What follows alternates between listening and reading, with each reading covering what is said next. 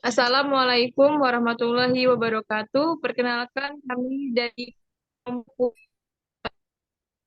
kuliah teori himpunan.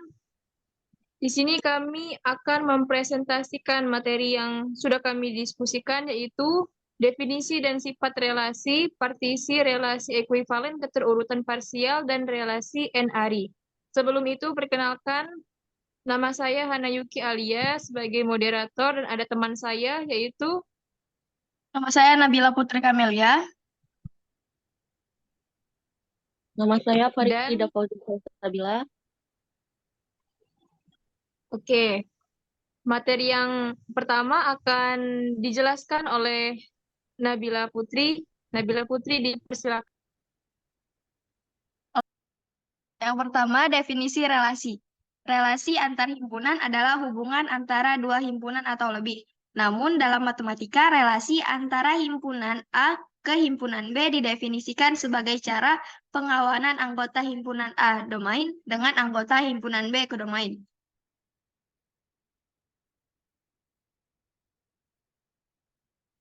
Berikut ilustrasi relasi dalam bentuk diagram panah.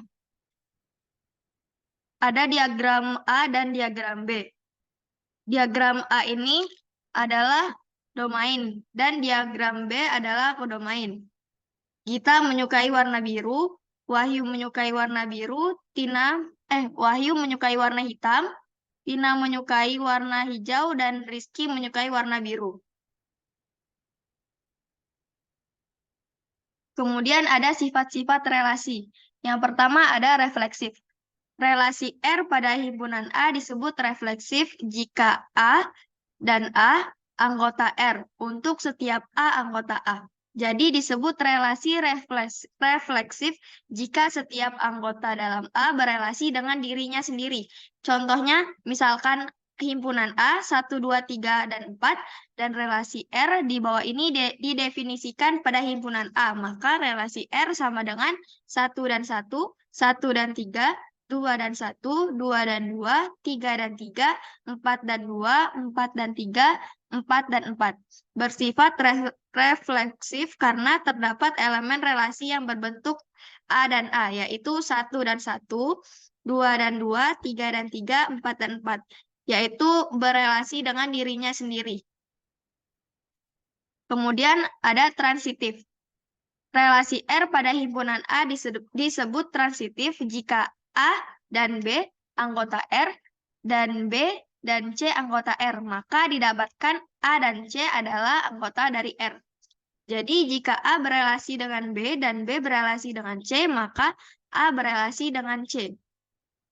Contohnya, misalkan anggota A 2, 4, dan 8, dan relasi R didefinisikan oleh A, R, B jika dan hanya jika A bagi B, di mana A dan B anggota A.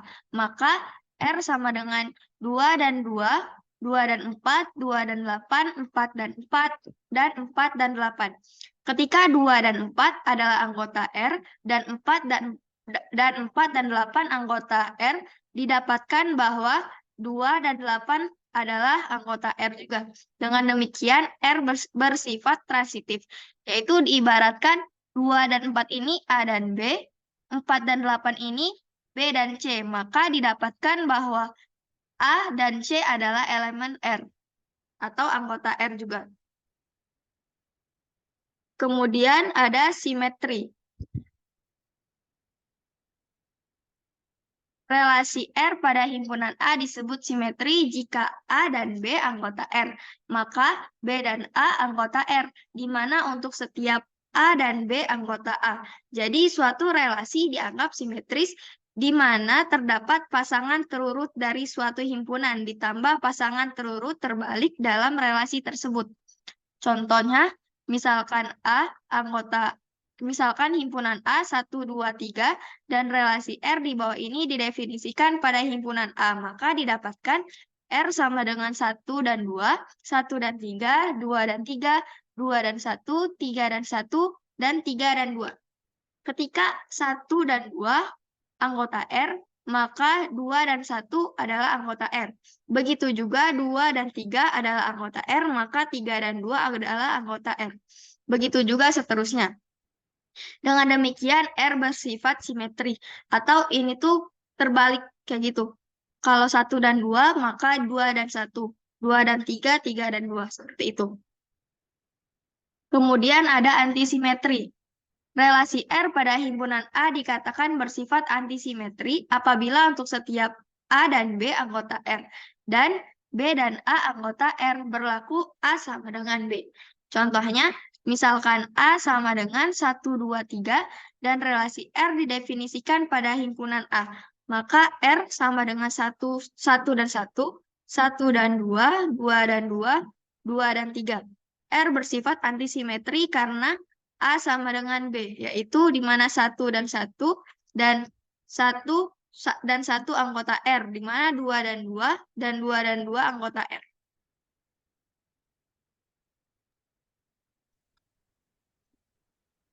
Baiklah, materi selanjutnya yaitu partisi. Oke, selanjutnya kita masuk ke materi partisi. Jadi partisi itu dalam bahasa disebut sebagai pembagian. Nah, dalam sistematik matematika, partisi itu berarti pembagian dalam bentuk himpunan yang sama. Maksudnya di sini himpunan ini nanti akan terbagi dalam beberapa elemen hasil partisi dari himpunan tersebut. Namun setiap himpunan ini tidak bisa memiliki elemen yang sama, saling lepas. Jadi tidak ada kaitan antara elemen yang satu dengan elemen yang lain. Nah, jadi partisi himpunan A bisa kita artikan sebagai sekumpulan himpunan bagian tidak kosong, di mana ada A1, A2, dan seterusnya hingga terkumpullah menjadi A sedemikian hingga. Kita bisa lihat syaratnya. Yang pertama, A. Jika A1 gabungan dengan A2, gabungan dengan A3, dan gabungan dengan A seterusnya itu akan sama aja dengan si A itu sendiri. Maksudnya di sini, kalau suatu himpunan digabungkan dengan suatu himpunan lainnya itu akan masuk aja ke semesta kan? Nah, ini anggaplah A itu semesta, sedangkan yang ini tuh adalah elemen-elemennya. Terus yang B, AI saling lepas, yaitu AI beririsan dengan AJ sama dengan himpunan kosong. Untuk I tidak sama dengan J. Misalkan ada elemen I sama elemen J. Terus mereka ini memiliki anggota yang berbeda, yang artinya kan saling lepas. Saling lepas itu tidak memiliki irisan sama sekali. Jadi bisa kita tulis sama dengan himpunan kosong. Terus yang C, setiap AI itu tidak kosong. Maksudnya mereka ini pasti memiliki elemen. Setiap partisi-partisi itu memiliki elemen. Tapi mereka beririsan dengan yang lain memiliki himpunan kosong. Seperti itu artinya. Partisi ini bisa kita misalkan dalam suatu kelas seperti sekarang kita kan presentasi nih mata kuliah teori himpunan. Nah, dalam satu kelas itu kan pasti dibagi misalkan ada 12 kelompok. Nah, 12 kelompok ini sama aja 12 partisi. Nah, jadi partisi itu sama aja dengan banyaknya kelompok dalam suatu kelas tersebut. Kita partisi, sedangkan AI itu adalah subhimpunannya. Kita masuk ke contoh soal di slide berikutnya.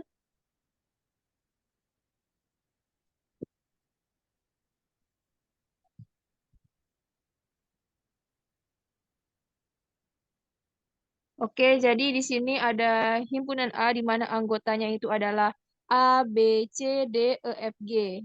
Nah, maka partisi dari himpunan A itu, nah ini untuk membuat partisi ini terserah dari kitanya. Sesuai dengan syarat yang 3 tadi. Mau kita buat ada 4 partisi, ada 5 partisi, atau 3 partisi, itu terserah kita. Nah, jadi misalkan AI, A1. Oh, maksudnya di sini tuh ini AI, subhimpunannya atau partisi dari A.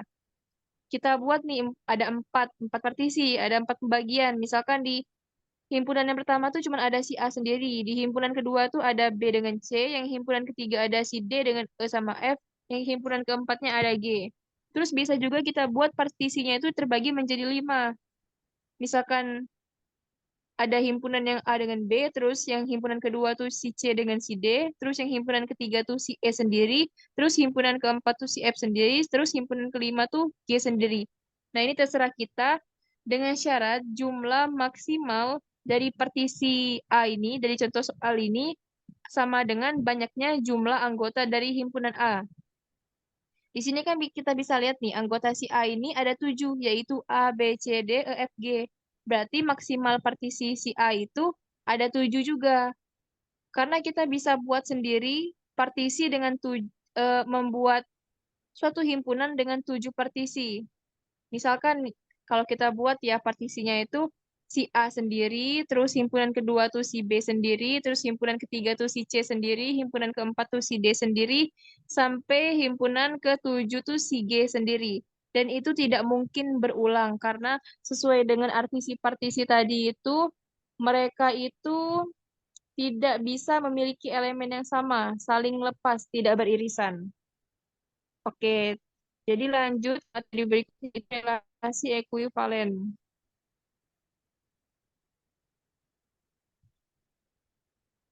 Nah, relasi ekuivalen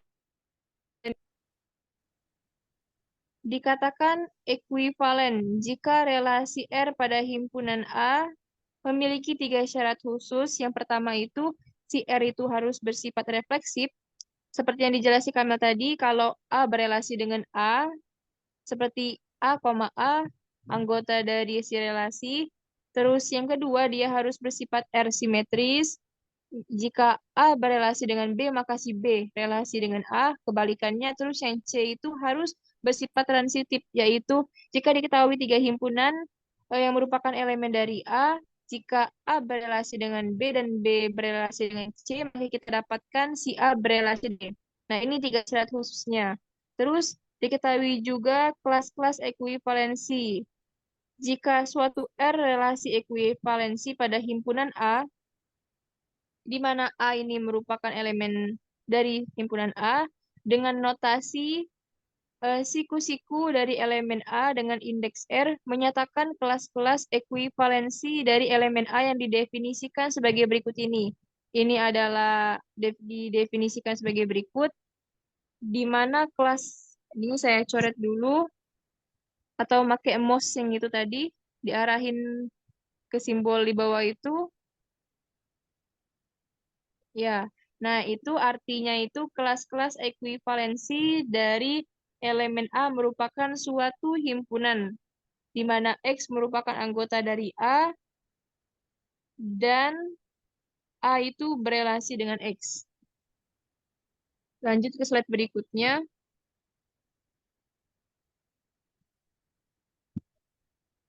Nah, ini diberikan contoh soal. Misalkan suatu himpunan dengan semua bilangan bulat Z, berarti intervalnya itu ada di bilangan bulat Z. Nah, didefinisikan relasi R pada Z sebagai berikut. Jika X berelasi dengan Y, jika dan hanya jika X kuadrat sama dengan Y kuadrat. Nah, itu kita tahu kalau di sini katanya X kuadrat sama dengan Y kuadrat. Nah, diilustrasikan. Jika kita misalkan terus Y-nya -1, berarti 1 berelasi dengan -1, karena ketika kita masuk ke fungsi tadi, jadinya terbukti.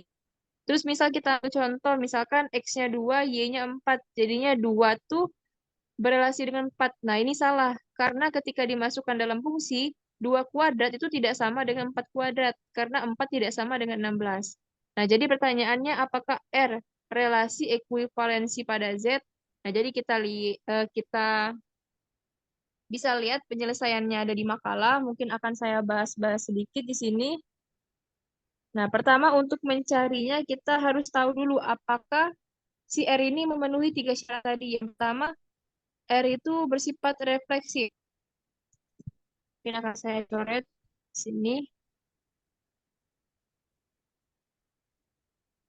Nah, pertama apakah bersifat refleksif? Refleksif itu kan A berelasi dengan A. Jadi kita dapat X-nya itu kan A. Terus Y-nya A. Terus kita masukin nih ke fungsi yang X kuadrat sama dengan Y kuadrat. Kita ganti dengan A kuadrat sama dengan A kuadrat. Ini kan sama aja nih hasil kedua ruas. Jadi ini terbukti kalau dia memiliki sifat refleksif, di mana A berelasi dengan A. Terus saya hapus dulu ini ore-oreannya. Lanjut ke pembuktian kedua. Apakah R simetris? Nah, kita tahu kan kalau simetris itu ketika A berelasi dengan B, maka harus B berelasi dengan A. Nah, kita cobakan dulu ke yang A relasi B. Kalau A berelasi dengan B kan berarti X-nya A. Y-nya itu kan B. Berarti kita ganti nih, si X-nya jadi A, jadinya A kuadrat, sama dengan Y-nya kita ganti dengan B, jadinya B kuadrat. Nah, ini kita bisa pindahkan luas, jadinya B kuadrat sama dengan A kuadrat. Nah, ini kan sama aja dengan B berelasi dengan A. Jadi terbukti nih kalau dia ini memiliki sifat simetris, di mana diperoleh A berelasi dengan B, maka B berelasi dengan A. Terus saya hapus dulu ini ore-oreannya.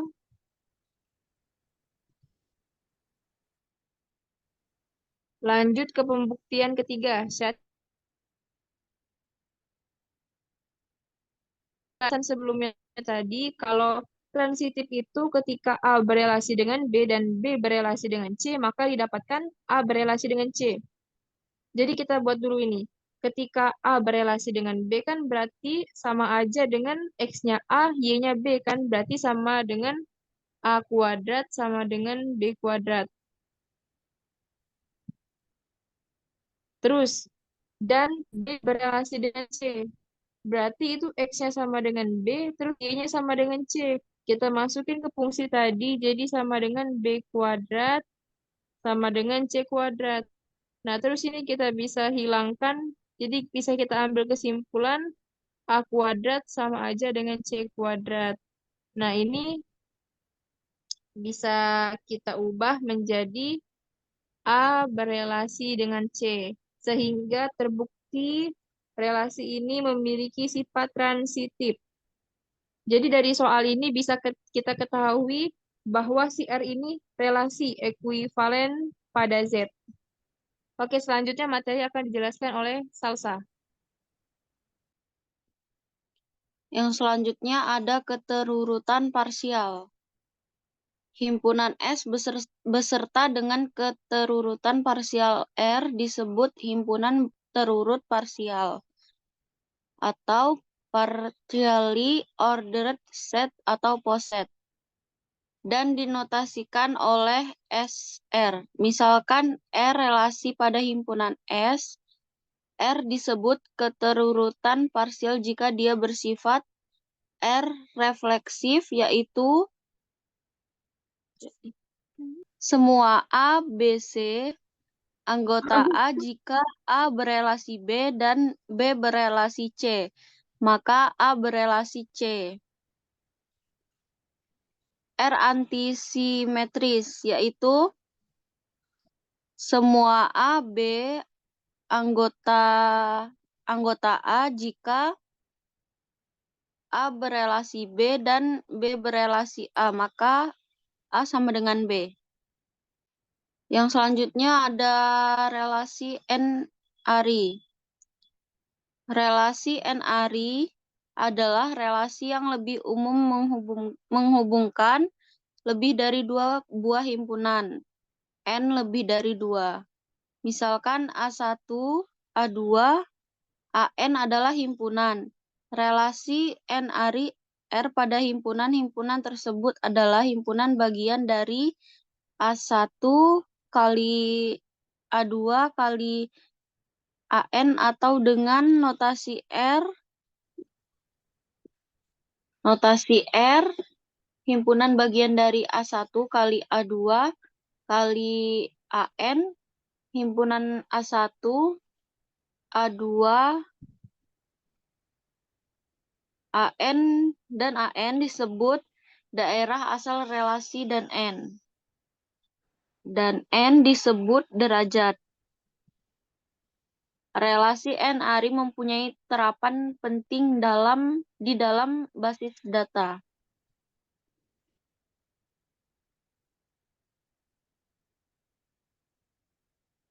Slide selanjutnya.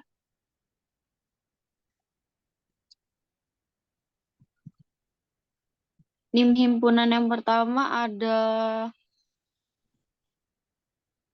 0608128232 8032.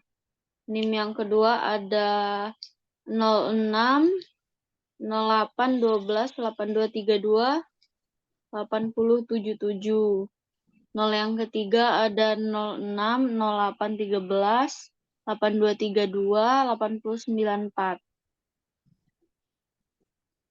Terus nama ada himpunan Hana Yuki, Nabila, dan Farida. Matkul ada himpunan agama, teori himpunan, aljabar, sejarah matematika, dan filsafat. Nilai ada himpunan A, B, C, D, dan E.